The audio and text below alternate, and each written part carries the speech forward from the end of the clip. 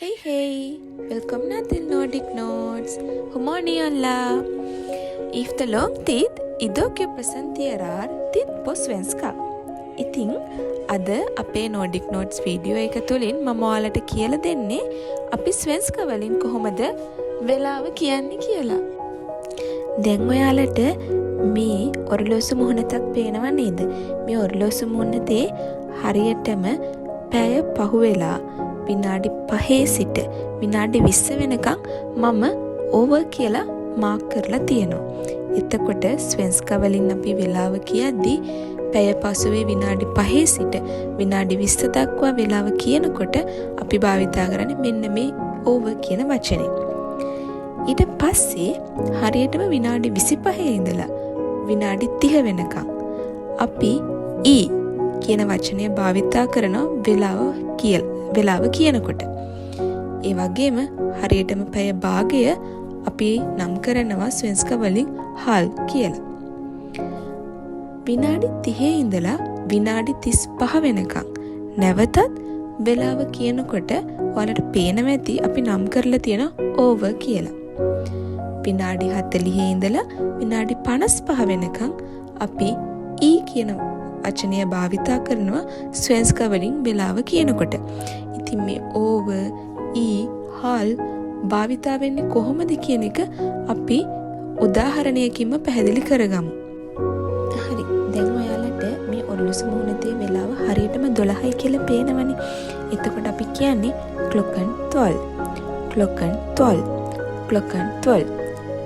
හරියටම වෙලාව 1යි නම් අපි එතකොට පාවිච්චි කරන්නේ klokken 1. klokken 1.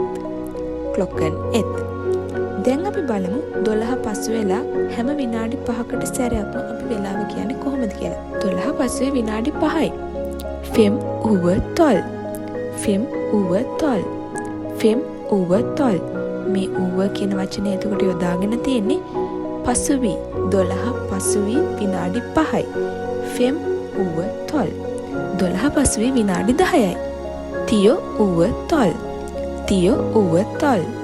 10 over 12. 12 පසුවේ විනාඩි 15 ස්වෙන්ස්ක වලින් අපි කියන්නේ kvart over 12. kvart over 12. kvart over 12. 12යි කාල කියලා අපි සිංහලෙන් කියනවානේ. එතකොට මෙන්න මේ කාල කියන වචනේ තමයි kvart කියලා මේගොල්ලෝ මේ ස්වෙන්ස්ක වලින් කියලා තියෙන්නේ. 12 පසුවේ විනාඩි 20 අපි ස්වෙන්ස්ක වලින් කියන්නේ sugar over 12. sugar over 12. sugar over 12. දැන් ඔයාලට පේනවා ඇති 12 පසුවේ විනාඩි 25 ස්වෙන්ස්ක වලින් කියන්න අපි over කියන වචනේ මෙතන භාවිතා කරලා නැහැ කියලා. ස්වීඩිෂ් වලදී මේ අය 12:00යි 12 පසුවේ විනාඩි 30යි කියන දේ කිසිම තැනකදී භාවිතා කරන්නේ නැහැ. හරියටම වෙලාව 12 පසුවේ විනාඩි 25 වෙනකොටම මෙයාලා ගත වුණ පැය අමතක කරලා ඉදිරියට එන පැය ගැන තමයි කතා කරන්න පටන් ගන්නේ. ඒ නිසා තමයි මෙතනදී 12 පසුවේ විනාඩි 25 අවස්ථාවේදී මෙයාලා වෙලාව 5 i halv 1 5 i halv 1 5 i halv 1 විදියට නම් කරන්නේ. ඒකට හේතුව එකට පැය භාගය වීමට තව විනාඩි 5යි. එකට පැය භාගයක් වීමට තව විනාඩි 5යි. එතකොට හරියටම වෙලාව 12:30 මෙයාලා කියන්නේ මෙයාලා ඒක හඳුන්වන්නේ එක වීමට පැය භාගයයි. halv 1 halv 1 halv 1. ඒ වගේම 12 පසුවේ විනාඩි 35 මෙයාලා ස්වීඩිෂ් වලදී හඳුන්වන්නේ එකට පැය භාගය පසු වී විනාඩි 5යි. 5 over halv 1. 5 over halv 1. 5 over halv 1. ඒ කියන්නේ හරියටම 12:25 විනාඩි 25ේදී මෙයාලා ගත වුණ පැය ගැන අමතක කරන ඉදිරියට එන්න තියෙන පැය ගැන තමයි කතා කරන්න පටන් ගන්න. 12 පසුවේ විනාඩි 40 ස්වෙන්ස්ක වලින් කියන්නේ sugar i 1. sugar i 1. sugar i 1. එක වීමට විනාඩි 20යි. එක වීමට විනාඩි 20යි. 12:45 kuat i et kuat i et kuat i et එක වීමට විනාඩි 15යි. 12 පසුවේ විනාඩි 50. තියෝ i et තියෝ i et තියෝ i et එක වීමට විනාඩි 10යි. 12:55. fem i et fem i et fem i et එක වීමට විනාඩි 5යි. දැන් වෙලාව හරියටම 1යි. klokken ett klokken ett klokken ett. සාමාන්‍යයෙන් අපි නම් අපේ දවස කාණ්ඩ 4කටනේ වෙන් කරලා තියෙන්නේ. උදෑසන කාලය, දහවල් කාලය, සවස් කාලය, රාත්‍රී කාලය කියලා. හැබැයි ස්වීඩිෂ් අය එයාලගේ දවස කාණ්ඩ 5කට බෙදලා තියෙනවා. ඒ කාණ්ඩ 5 විශේෂත්වය තමයි මේ දහවල් කාලය ඒගොල්ලෝ කොටස් 2කට බෙදලා තියෙනවා. දහවලට පෙර කාලය, දහවලට පසු කාලය. අපි බලමු කොහොමද මේගොල්ලෝ මේක බෙදලා තියෙන්නේ කියලා. උදෑසන 6 ඉඳලා උදෑසන 9 වෙනකම් මේගොල්ලෝ උදෑසන කාලය කියලා වෙන් කරලා තියෙනවා. උදෑසන කාලය මොගොන් මොගොන් මොගොන්. ඊට පස්සේ උදේ 9 ඉඳලා දවල් 12 වෙනකම් මෙයාලා දහවලට පෙර කාලය ෆමිදෝග් ෆමිදෝග් ෆමිදෝග්. දවල් 12 ඉඳලා හවස 5 වෙනකම් මෙයාලා දහවලට පසු කාලය විදිහට නම් කරලා තියෙනවා. ඉෆ්තමිදෝග් ඉෆ්තමිදෝග් ඉෆ්තමිදෝග්. ඊට පස්සේ හවස 5 ඉඳලා රෑ 11 වෙනකම් කාලය මෙයාලා සවස් කාලය විදිහට තමයි කාණ්ඩ කරලා තියෙන්නේ. සවස් කාලය කෝල් කෝල් කෝල්. මේගොල්ලෝ රාත්‍රී කාලය කියලා ගණන් ගන්නේ 12 ඉඳලා උදේ 6 වෙනකම්. මධ්‍යම රාත්‍රී 12 ඉඳලා උදේ 6 වෙනකම් කාලය. මේගොල්ලෝ රාත්‍රී කාලය නම් කරන්නේ නාත් නාත් නාත්.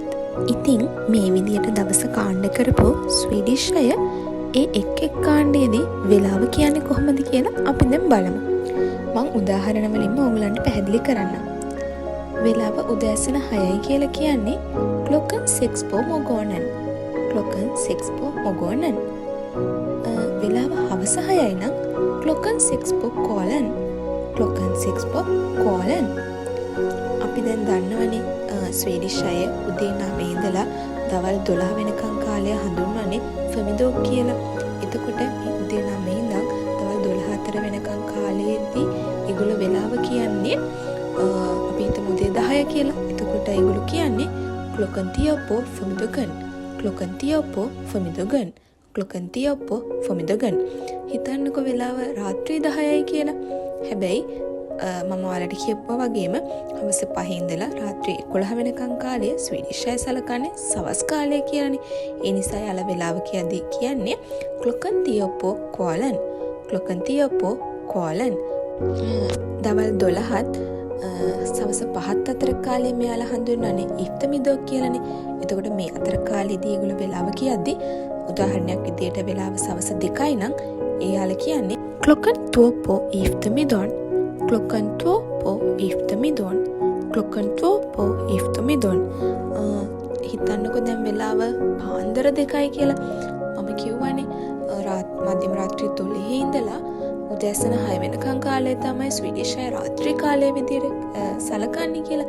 එතකොට යාලා වෙලාව කියද්දී පාන්දර 2යි නම් වෙලාව කියන්නේ klokken 2 på natten. klokken 2 på natten. klokken 2 på natten. ඉතින් ওই විදියට තමයි මේ පාඩම අද ඉවර වෙන්නේ. මං හිතනවා ඔයාලට තරමක් දුරට හරි මම පැහැදිලි කිරීමක් කරන්න ඇති කියලා. ඒ වගේම අපි මේක දෙපාරක් තුන් පාරක් ප්‍රැක්ටිස් කරනකොට අපිට මේක පුරුදු වෙනවා. මේ වගේ තවත් වීඩියෝස් ඔයගොල්ලෝ බලන්න කැමති නම් ඔයාලට පුළුවන් අපේ channel එක subscribe කරලා තියාගන්න. මම තව අලුත් lesson එකක් ඊළඟ වීඩියෝ එකෙන් ඔයාලට අරගෙන එන්නම්. ඉතින් වීඩියෝ එකත් එක්ක එකතු වෙලා හිටපුවාලා හැමෝටම ගොඩක් ස්තුතියි. හැමදාම වගේ කියනවා අඩුපාඩු මොනවා හරි තිබ්බනම් සමා වෙන්න. මමත් ඉගෙන ගමන්නේ මේක කරන්නේ. ඉතින් අපි එහෙනම් ඊළඟ වීඩියෝ එකෙන් හම්බ වෙමු. Jag tror att ni alla kan förstå idag-lektion. Tack så mycket för att du tittade. Vi ses i nästa video. Hej då!